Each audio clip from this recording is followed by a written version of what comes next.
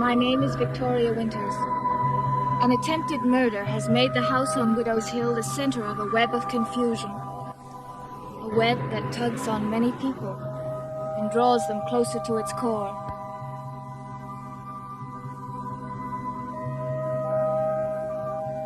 A young girl tormented by increasing doubts and uncertainties.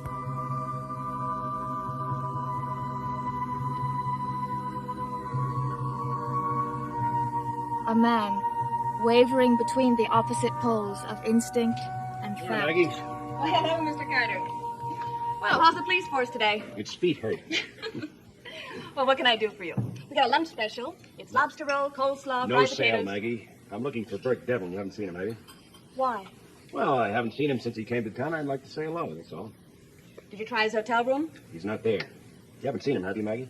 Well, a couple of hours ago. Not since. Did he say where he was going? Nope.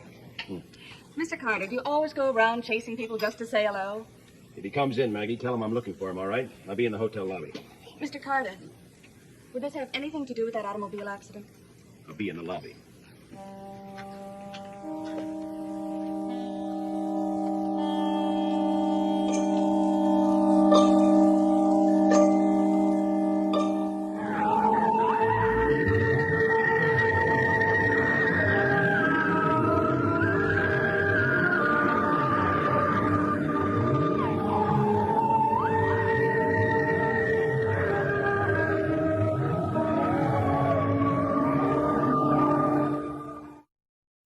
No, you mean that. 2 minutes. Okay, Joe, I'll hold you to it. I'll order for you. A medium. Right. See you soon.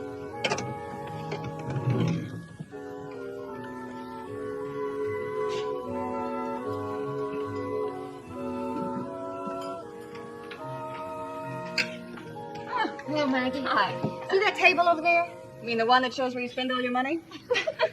Uh-huh. I want 2 hamburgers. Medium. 2 coffees. Hey, you eating for 2 these days? Very funny. You I don't need. Say, Carolyn. More jokes? No, I wanted to ask you something. Look who you're meeting here. Is it Bert Devlin? Where'd you get that idea?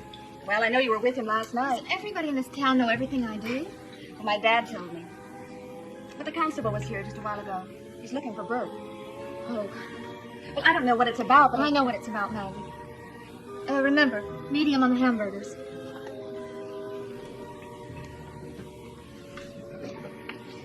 Carolyn, Maggie, what would you want me to do? Tell Bert to run?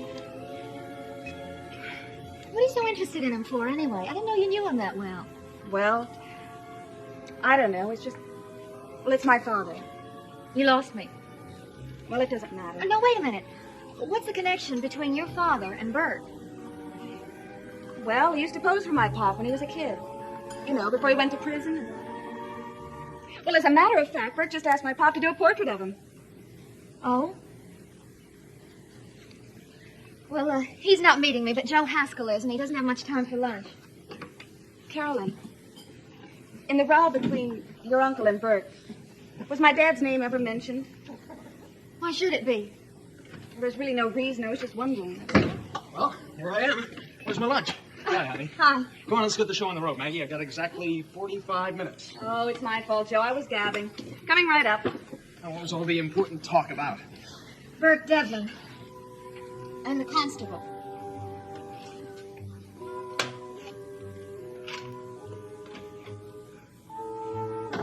Bert?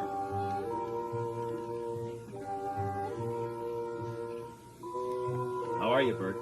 Jonas Carter. It's good to see you again. Thanks. How have you been? Still keeping the peace? Not much to do except sit behind a desk, Bert. How are you enjoying your stay in Collinsport? Having a ball. Have you had your lunch yet? Why don't you come in and join me? I'll take a rain check, Bert. I would like to have a talk with you. Oh. Well, why don't you come in the restaurant and watch me eat then? I'd rather talk in your room, Bert. Sure. Look, I'll just go check, see if I got any mail. Then I'll get a sandwich and a container of coffee, okay? Okay, I'll wait. You sure I can't get you anything? No, just want to have a little talk, Bert. That's all.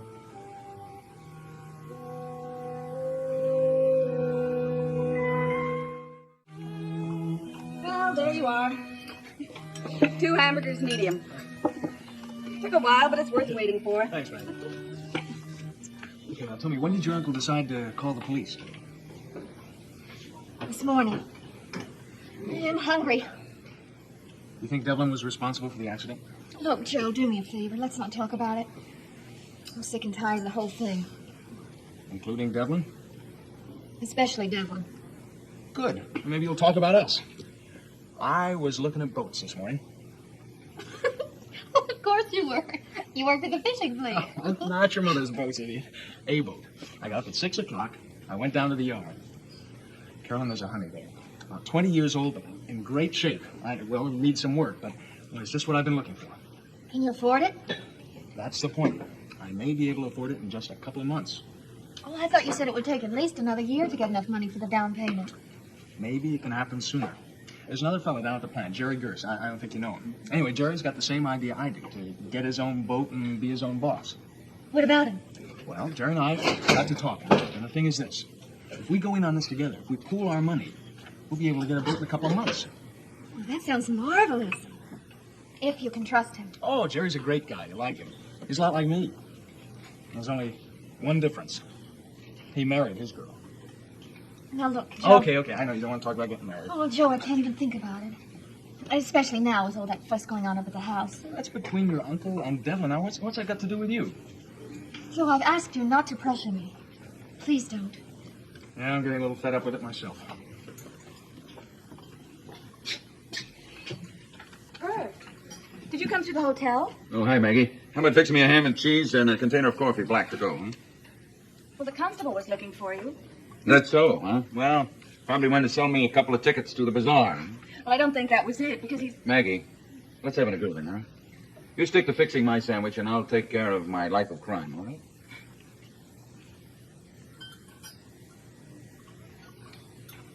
Butter and mustard, no less.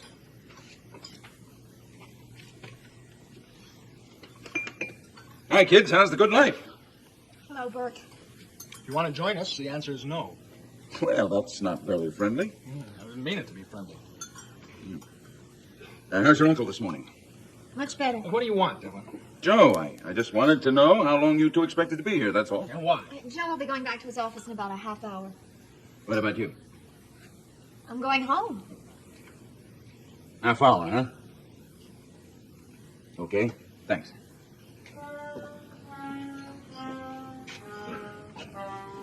Someday I'm going to punch that guy right in the mouth.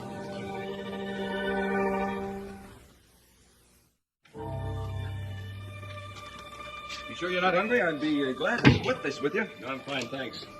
I don't think they've changed the furniture in these rooms for 20 years. I wouldn't know. When I left town, I couldn't even afford a broom closet in this hotel. You've done pretty well for yourself, haven't you, Bert? You want to talk about the accident, don't you? That's right. I had nothing to do with it, you know. I don't know anything yet. I'm going to find out. Well, if you talk to Roger Collins, he'll tell you I tried to kill him. But you didn't. Look, I'm a peace-loving man. I came back to Collinsport for a visit, not to tamper with somebody's brakes. You've changed your tune from 10 years ago, Bert. You remember, huh? That's what I get paid for. I remember a young man who was committed for attempted manslaughter. I remember what he said when the jury brought in the verdict. I really blew my top, didn't I?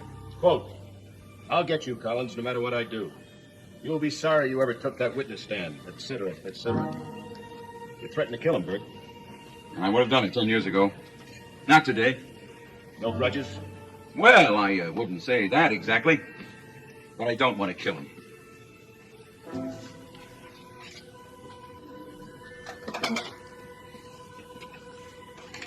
You know what happened to Collins' car, Bert? Yes, I do. Somebody removed the valve from the master brake cylinder, wasn't that it? That's right. Used a wrench to do it with. Your fingerprints were on that wrench. You mean my fingerprints were on a wrench, don't you? All right, Bert. Suppose you tell me what happened. Well, I went up to the house. I saw Roger Collins and his sister. I had a very pleasant talk, and then I left. After asking Roger to meet you in town. That's right. I wanted to discuss a business deal with him. How'd you figure you was going to get into town? Drive, of course. Well, after inviting him to drive into town, you left the house. Then what? Then I went into the garage. Why? Well, I've been thinking about buying a car. I knew Roger Collins had a car, and I wanted to look at it. That's going to sound mighty peculiar on the witness stand, Bert. We'll never get to the witness stand, and you know it. I don't know anything yet. Go on. Well, I was looking over his car. I even opened the door and got behind the wheel to see how it felt. That's when I noticed the wrench. So you just picked it up just to keep Roger's car nice and neat and clean, huh? Have you ever sat on a wrench, Mr. Carter? Sure, I picked it up. Then I got out of the car, closed the door, and I was about to throw it on the workbench when the girl came along, the kid's tutor. We talked for a while, and then I left, and that's it. Collins said there was no wrench in the seat of that car. Well, then maybe you better find out who put it there, instead of wasting your time with me. Don't worry about my time, Bert. That's what I get paid for. What next?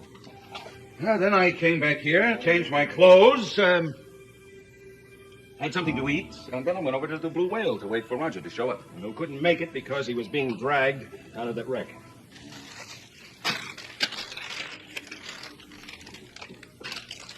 Mr. Carter, I've taken lots of risks since I left this town.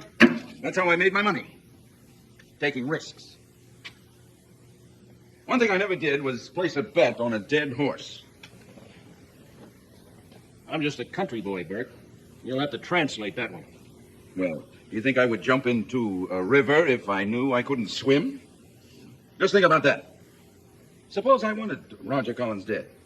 Suppose I tampered with his car, which I didn't, but suppose I did.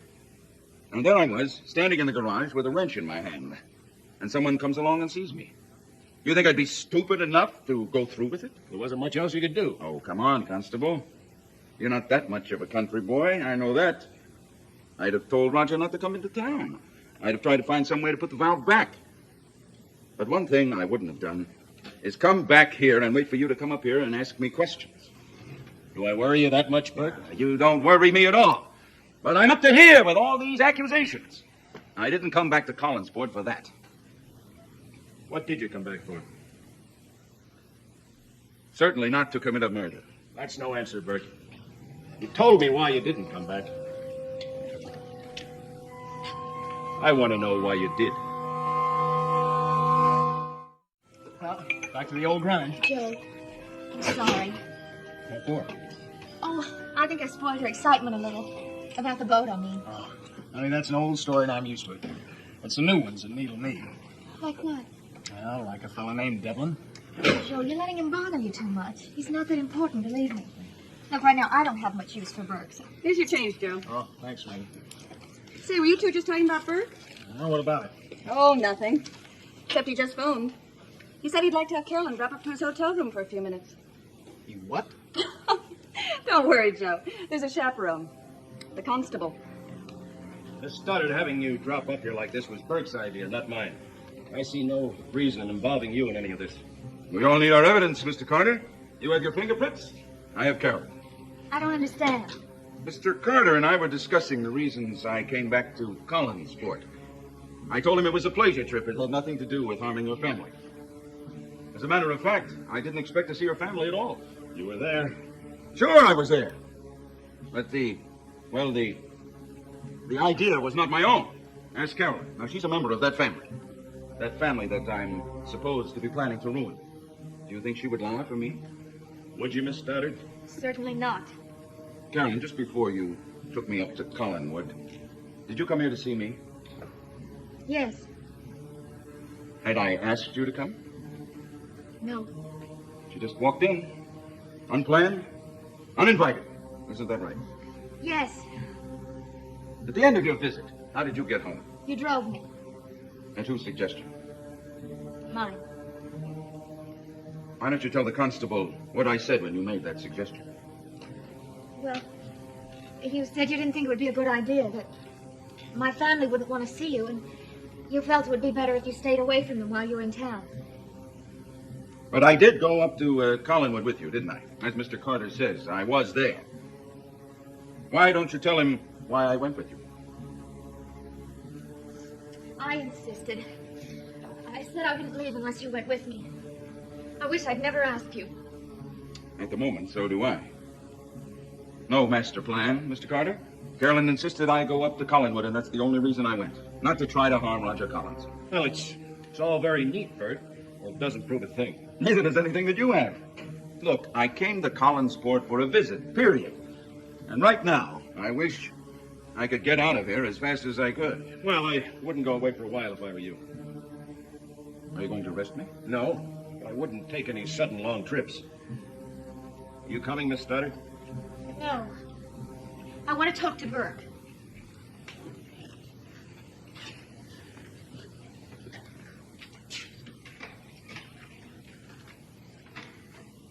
Thanks, Carolyn. I'm sorry I had to use you in that way. Use me? You're lucky I didn't tell the constable how you did use me. What are you talking about? Oh, I'm glad you asked me to come up here, Burke, because I wanted to have this out with you anyway. Everything you told him was the truth. How about you? How much truth did you tell him? You think I caused that accident? Oh, I don't know whether you did or not. But you sure played me for a Class A idiot. You lost me. All that talk. All that big, nice talk. You were only here for a visit. No grudges against the family. You were leaving in a couple of days. I swallowed it, Burke. Every bit of it. And that's why I brought you up to the house. So? So, I spoke with Maggie Evans a little while ago, and she told me your father was going to begin doing a portrait of you. Oh. That's right, Burke. Oh. You told me you were leaving town in a couple of days. Now, how were you planning to have your portrait painted? By long distance? My plans changed. Did they, Burke? Believe me, everything I told you was the truth. I wish I could believe that. You can.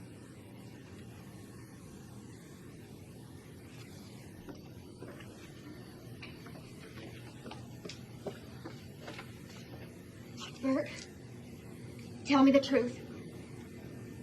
Did you try to kill my uncle? I did not.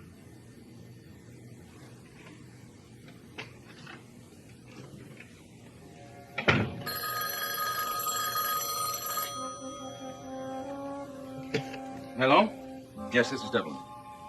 Bronson, where are you calling from? You certainly did make it fast.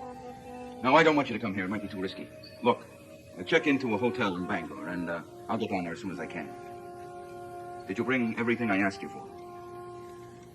All right, check in, and I'll meet you in about an hour and a half. Hmm? We may have even less time than I thought. Right.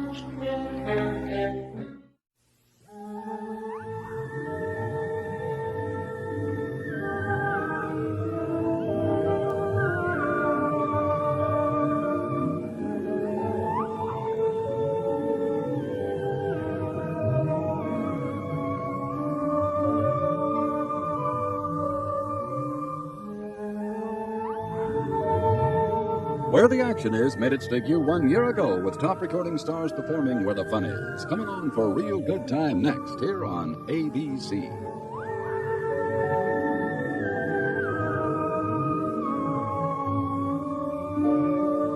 Dark Shadows is a Dan Curtis production.